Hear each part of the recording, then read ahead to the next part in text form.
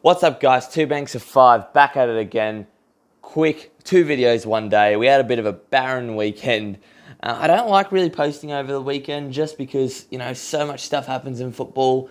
And especially with the Premier League being so spread out over 3 games, I don't want to come in and say to talk about it and then have to come back. Especially when, as a Premier League review channel, I should be watching every game. But sometimes, I just need to sleep. So I did miss both games this morning. I did want to stay up and watch Man United play Watford, especially when I had Anthony Martial in my FPL team.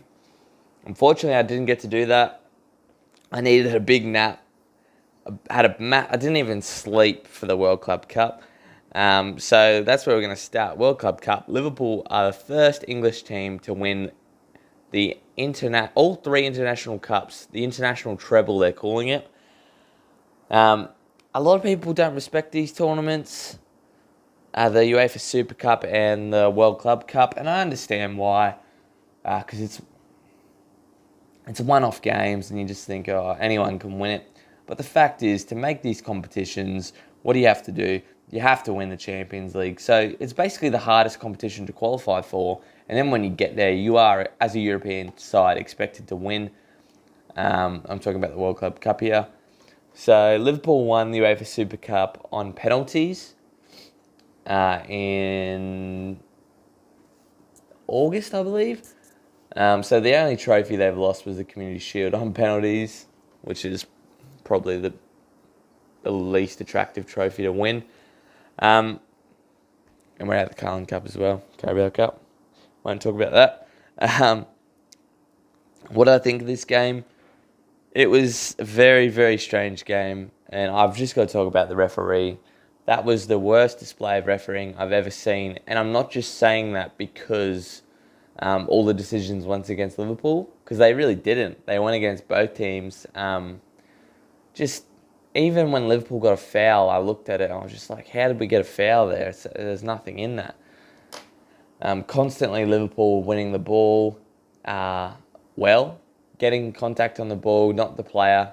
Player was falling down because, you do fall down if you lose the ball. You want to win a free kick, and they were getting it, and you could just see the anger on the players' faces.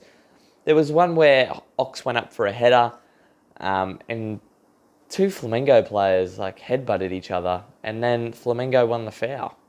It was just like, I just couldn't believe it. In the 90th minute, Mane went through on goal from a great Henderson ball. I'll come back and talk about Henderson. A great Henderson ball, pretty much. He's about to strike. Rafinha basically ankle taps him and the ball goes out for a goal kick, you could say. It does go out for a goal kick. The ref calls the penalty. VAR says, you should take a look at this. He goes to the monitor.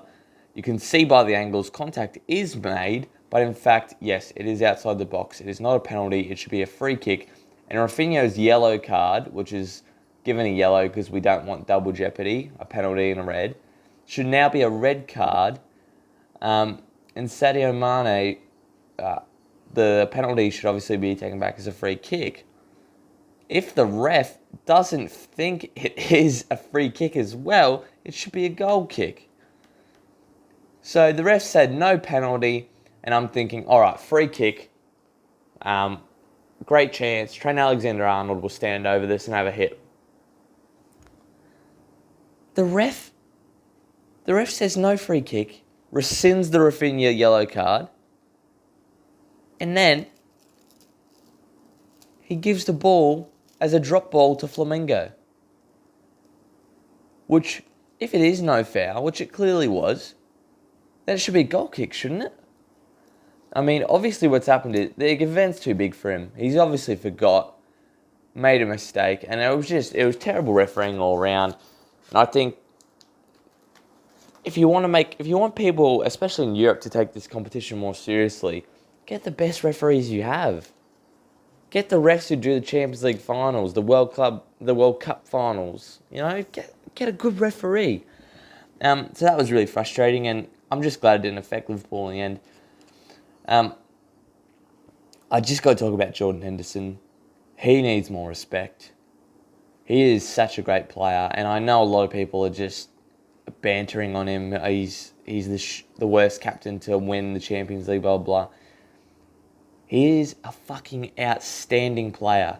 The work rate, I don't know what's happened this season,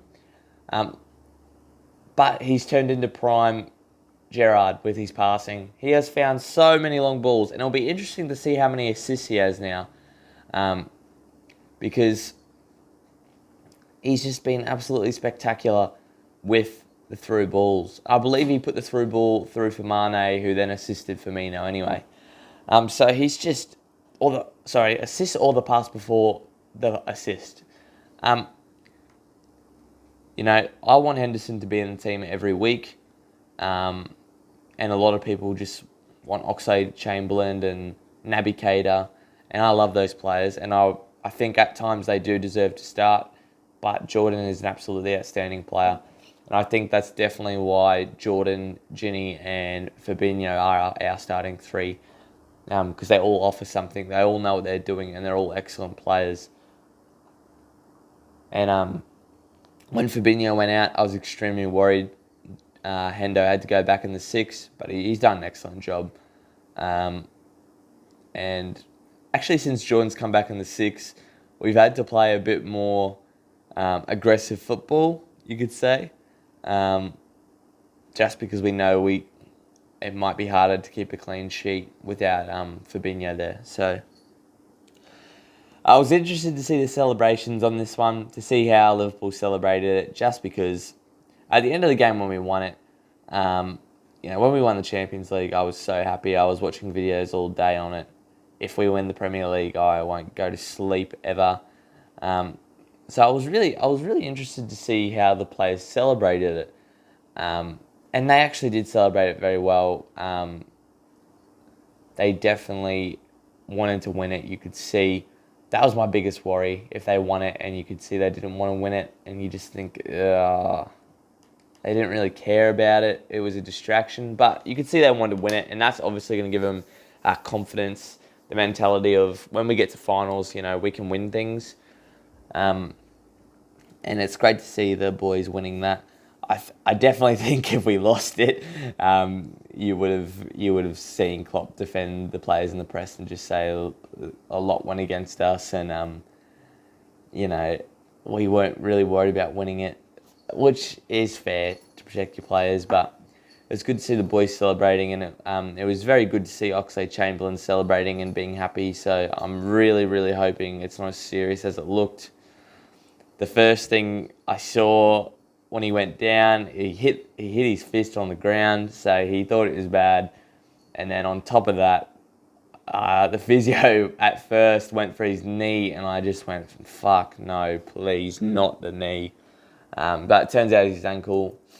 I'm hoping it's just a sprain and he'll be back in a few weeks, because when you're a professional football player, an ankle sprain only takes a couple of weeks, whereas if you're a normal person, for some reason, it takes you like 3 months. So, yeah.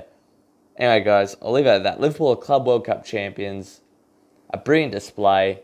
And onwards and upwards, hopefully, from here.